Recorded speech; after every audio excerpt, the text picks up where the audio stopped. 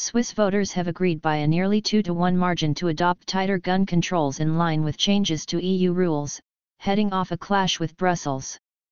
The measure passed in the binding referendum on Sunday under the Swiss system of direct democracy by a 64 to 36% margin, provisional final results showed.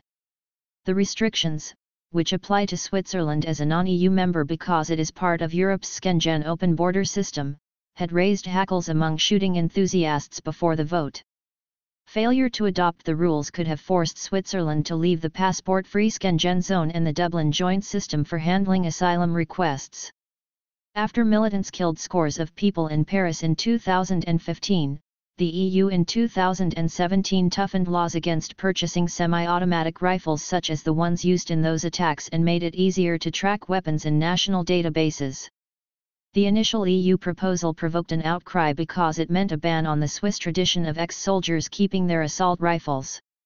Swiss officials negotiated concessions for veterans and gun enthusiasts who take part in the country's numerous shooting clubs, but any restrictions imported from the EU go too far for right-wing activists concerned about Swiss sovereignty. To me, the new obligations linked to the possession of guns are not that restrictive, while the risk of not being able to benefit from Schengen's advantages are very real, said one bank employee who gave his name only as Philippe. It has nothing to do with blackmail, it is just that Switzerland has to align itself with a system in which it participates.